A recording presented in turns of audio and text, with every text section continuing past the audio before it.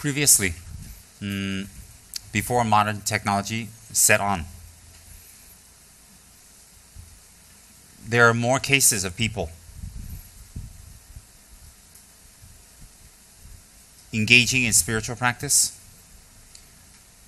and also receiving results in spiritual practice much quicker, much quicker.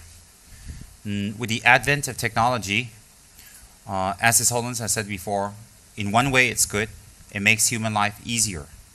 But another way, because it makes human life easier, humans tend to want to do more with their time, and they want things fast, and they want things quick, and they want more things at their fingertips. So in another way, technology is quite damaging because although outwardly, materialistically, physically things are easier, things don't become easier for the mind. Why? It is the same mind operating on more things than less things. Whereas life before is more simplistic. It is more simplistic because there are less things to occupy the mind. So therefore, in the previous times, we call that a better time, a better age, or a time that's more suitable for happiness, for people to have some peace, and people to have lives that are more harmonious and less stressful. On the whole, of course, there are people in the past, like rulers and etc., or travelers and explorers that had very stressful lives. But on the whole, in the general population. So with the advent of technology, physically everything looks easier, but mentally everything's more difficult, much more difficult. So therefore, before, when people engaged in spiritual practice, it was much easier, simply because there was less distractions. And if the mind is trained and learned, whatever distractions there are outside, it won't disturb the mind. The mind will remain the same. So that's why you have highly evolved beings who, if they develop that capacity in their mind, wherever they take rebirth, whether by choice or by karma. Some people is by karma they take rebirth. It's not always by choice. But evolved beings, when they take rebirth, the things around them don't distract them. Everything else can distract people, but things, the same situation, the same environment, the same environmental phenomenons and attractions don't disturb them. And if they engage in those kind of so-called external attractions, they do it for a motivation that it benefits people or benefits others, although outwardly it looks the same. For example, they can go for a sports game, but they may be going for a sports game in order to please people who they're going with, in order to bring them to the Dharma and make them look more down to earth, as opposed to the other people who go to the sports game out of attachment for entertainment and to attachment for them to keep their mind occupied. So the difference is there. So evolved beings act and look and function exactly as all of us. Exactly, they look just like me, just like a normal person. But their motivation sets them apart. And their motivation sets them apart. Their action is exactly the same, but their results is very different. So the actions we engage in, as opposed to an involved being, exactly the same action, but it always comes out a different result. Always. Why? The motivation is different. The intention is different. The action is the same. Why is the action the same? The action is the same. A, time, place, and culture. Is it appropriate to act differently or do things differently, or will it shock people and create more confusion? Why? Normal beings' minds only can take so much. Their capacity is so much. Yes, there are normal beings whose mind is much broader and wider and can think bigger, but those are in the few. The majority is things that are not normal, they cannot take. So therefore, even evolved beings, they have to take on a physical, normal, everyday aspects in order to fit in, and endure the same weather conditions, the same disappointments, the same types of people, all these things. Because why? In their dealing with normal situations, everyday situations, you will see their extraordinary qualities. If they get hurt, if they go to a sports game, if someone cheats them, if someone praises them, how they react back to all that will be very different. And it might be one time or two times you notice a difference, but if you observe them long term, you will see that their attitude is quite different.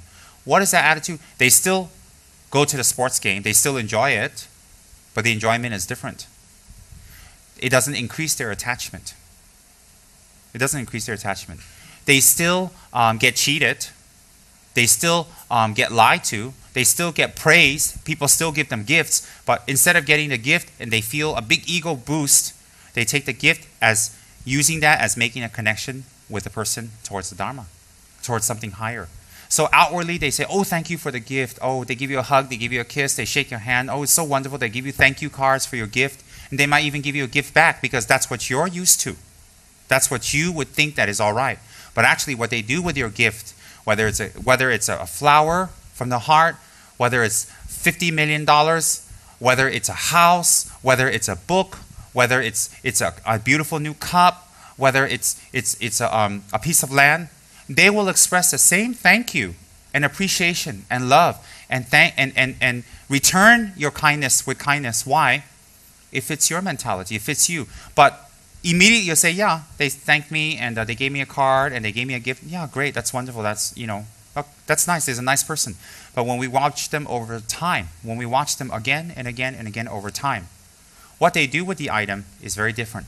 And does the item create more greed in them or more desire in them? That's the second thing we'll see a difference. And how many people make offerings to them and does it affect them? Make gifts to them, does it affect them? Does their ego get bigger? We can see by that the difference in their attitude.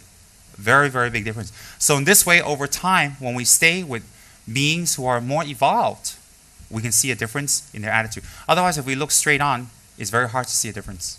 Very, very hard.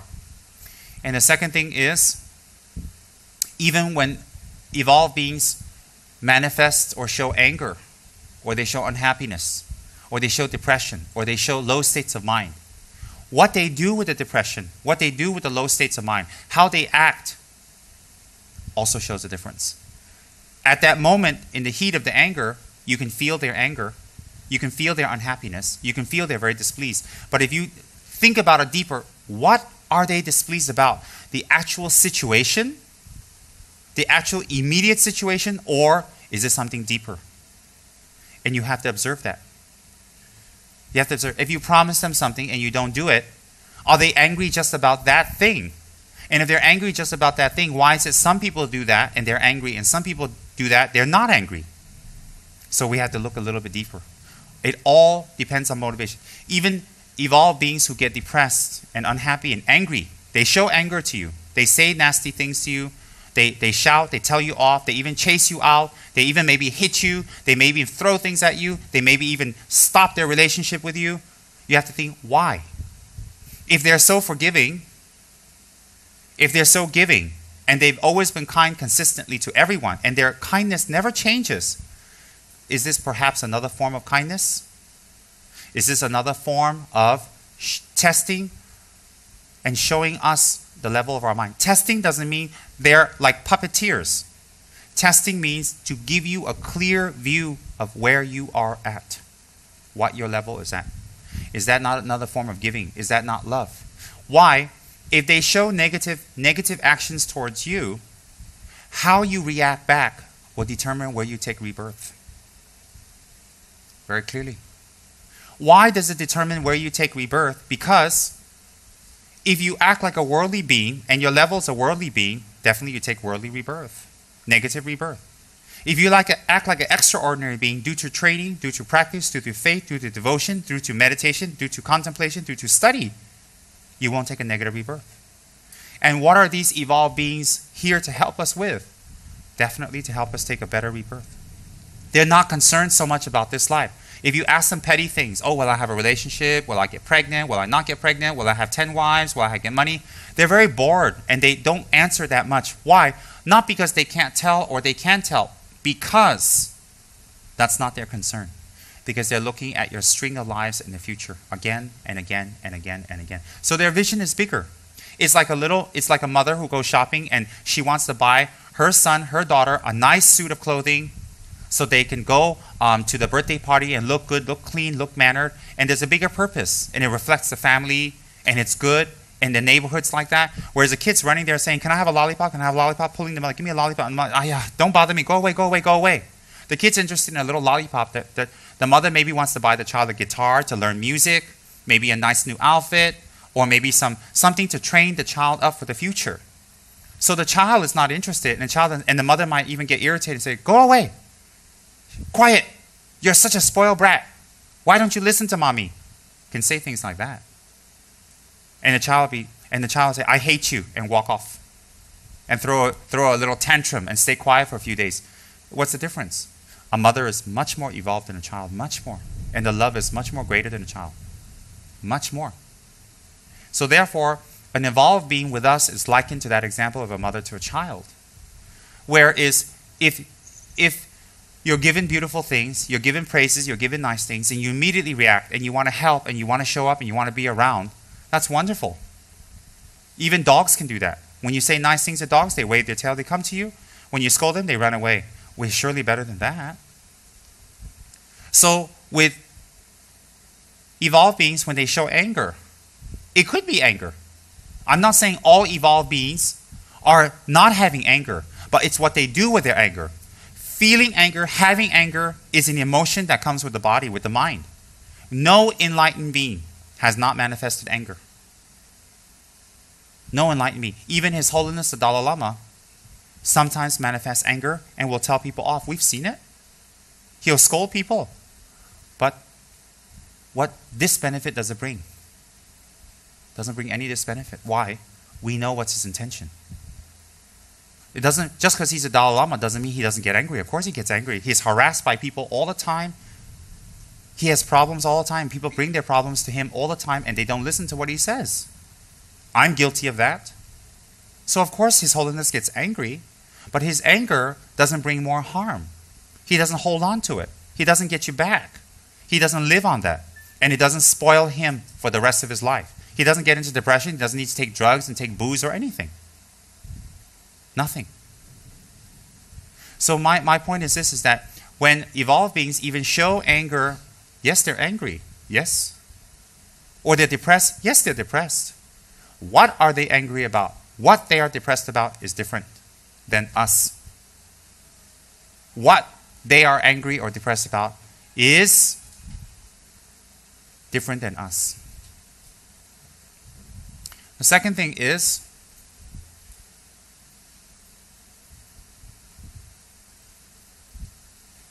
what they do with that anger, what they do with that depression is very different than us. Very, very, very different. In fact, they can turn their anger and depression around into something even more powerful. Normal people can do that. So-called unevolved people, if someone's been put down, "Oh, you're trash, you're no good, you're not going to be anything," it pushes them to make themselves something. I've heard that before. I've heard people who's put down, and they put down so much, they push themselves to make themselves something. But they do it because that determination comes. But sorry to say, what's the intention? The intention is, I'm going to show you. So to show off to one or a few people that have hurt them, they will spend 10, 20 years building up so that they can walk around very arrogantly to show off to people that have put them down. Enlightened people or evolved people don't think like that. You put them down, you put them down, you put them down. What do they think immediately? On many levels. Depends on their level. It can be something like, "Oh, that person perceives like that, I need to do something. That person sees like that, I need to do something. If they see like that, it will not benefit them. I will do something. I'll work harder, I'll do this harder, I'll achieve this harder."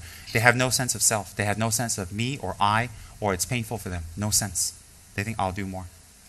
And even people that put them down, if you go to that evolved person, you say, "I want to live. In order for me to live, you need to die." With no hesitation, they'll tell you, "Yes, I can die for you." It's not even words. And it doesn't mean that when they're dying, they won't be scared, or when you're killing them, they won't be nervous. They will, but they have that determination. They can die for you. No difficulty at all. Why? They have trained for many lifetimes for that type of mind. Many, many lifetimes. So life after life, although they don't want praise, they get praise. Although they're not interested in money, they get money. Although they're not interested in a relationship, people want to have a relationship with them. Although they're not interested in physical appearance for the sake of physical appearance, they get pleasant physical appearance. Although they're not interested in fame or name or anything for the sake of it, if they look for or they want it, it will come to them. Why? The karmic repercussions of thinking it for others always return. So like that, if we're around such a person, people say, oh, if you treat them well, you get good karma. You treat them bad, you get bad karma. It's something like that, but it's not as serious as that. See, what's more serious than if you're around such a person and you do something bad, you get bad karma or good karma, instead of thinking of that is more on a higher level, is if you have this type of person, it's like if you want to get into business and there's a CEO who really wants to train you up and help you. And they want to take you under their wings and really guide you and make you successful and help you all the way. So if you have such a CEO of a very major international, multinational company and they want to do this for you and they have no motive, and you tell them to get lost, or you offend them, or you're rude to them, you're always late, you treat them badly, you send SMSs, you disappoint them, you break your promises to them, how is a CEO going to help you? How? So if you have this great CEO who says, hey, you just came out of business school and I'm going to train you up, I'm going to take you under my wing for the next 5 years, I'm going to make sure you become top notch in this world. I'm going to make sure of that. But you got to be on time. You got to listen to what I say. You got to follow what I say. You have to submit part of yourself to me. If you don't do that, how? So if you're always late, you always drop things, you always are bumbling, you always are forgetting, you always are not doing your part or not carrying out your assignments, or you have to be chased. Once, twice, 3 times, okay. After a while, what is the CEO going to do? The CEO says, well, look, I want to help you, but you obviously don't want to be helped. So then you go off. Whose fault is that? Similarly, for an evolved being who wants to train you in higher thoughts, an evolved being who wants to train us, myself, in higher thoughts, if we don't keep our commitments, if we don't keep our samaya, if we don't keep a good relationship, samaya, with our evolved being, how do we get evolved? If we're always late, and we always disappoint, and we're always not paying attention, or we always don't do what we're supposed to do, and sometimes we're even rude, or we gossip about the CEO behind his back, and we say negative things, or other people say negative things about the CEO, and we listen and we have doubts, how will the CEO train us up? It's a very simple example. We don't need to think any deeper. Oh, is the CEO a Buddha? Is the CEO evolved? Oh, is the CEO practicing the right business ethics? Is the CEO from the right lineage? Is the CEO practicing right things? Look, if the CEO has knowledge and he's doing well and he wants to help you, you're very lucky. What could you give back to the CEO? At the end of the training, you say thank you and pat him on the back. Thank you very much. That's what he doesn't need. Similarly, if we always break our commitments, we always make up excuses, we always have to be chased, we always have to be pushed, and always things have to be explained to us again and again and again. How does a CEO train us up? Very logical. And that's why we need a spiritual teacher. In worldly life, we need a spiritual teacher. In worldly life, we need spiritual help. In worldly life, we need help, full stop. Even non-spiritual teachers. We need everything we have as acquired from another teacher or someone who taught us. Everything cannot be learned by books. I was just reading a commentary on a spiritual teacher here, and it said very clearly, if we only read books to study, we can only reach a very low certain point. Many questions cannot be answered. We need a real live teacher with experience to tell us these things, to explain. If books are all right, then the Buddha would have emanated as Buddha books, just Buddha books. He would never have spoken or given one word of teachings. Lord Buddha lived to 81, and he spent over 40 years traveling and teaching length and breadth, east, west, north, south, and India, sometimes appearing at 2 or 3 places simultaneously to teach.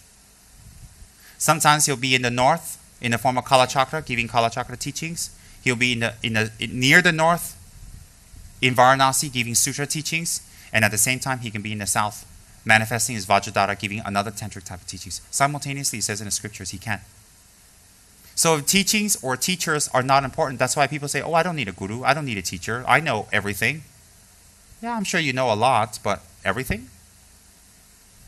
So therefore, if Teachers are not necessary. Buddha would never have manifested as a universal teacher. He is called a sage, a teacher. His real reference is a sage or a teacher. If we can all do it by books, then we don't need to do long life prayers. We don't need to do any dedications. And whether the lamas or teachers or masters live or not, who cares? We have our books, what? We can study in the privacy of our home, what? No one has ever gotten enlightened without a teacher. No one. Impossible. Not in this world system, not in this age, not at this juncture. There may be other world systems where Buddha has manifested and turned the wheel of Dharma. Buddhas, different Buddhas. And they have given other set of teachings where those people can run on their own for a while. But not in this, not at this place, according to what I've studied up on. So therefore, in this time and age where time is of the essence, because we make it of the essence. Time is short because we make it short.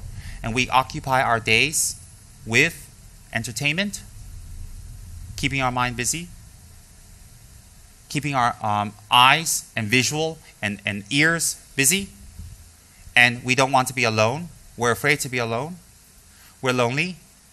We have fear all the time in this age where all this is very prevalent, due to the fact that technology is very big and very widespread, and therefore we have focused on the outside and we have not had the time to focus on the inside. We feel all these emotions. So therefore, during this time when the distractions are great, and everybody uses the famous word commitment. I have commitments, therefore I don't have time. You should have commitments. Your commitment should be to your enlightenment, to yourself, to the people you love. That is your highest commitment.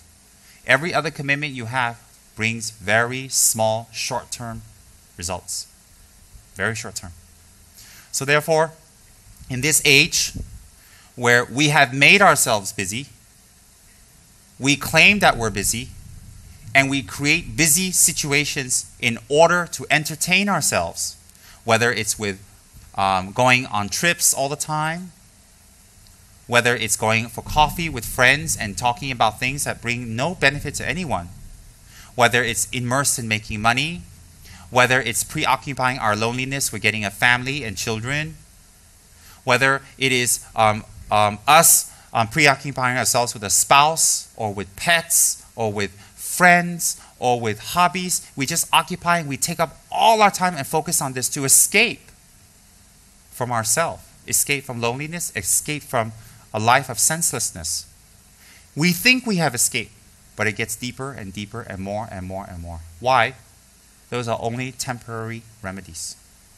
In this age where we keep ourselves busy with all types of distractions and not fulfill our commitment and not keep our real commitment to ourselves, then higher practices, extensive practices that are very effective is not available to us. Or if it's available, we make it that we are unavailable to it. So therefore, in this day and age where we still suffer the exact same things that everybody else in humankind have suffered for many, many aeons, same thing, only more distracted, then we need to do a practice. We need a practice that's concise and clear. Something that can fit into our so-called busy lives. That gives us a perspective.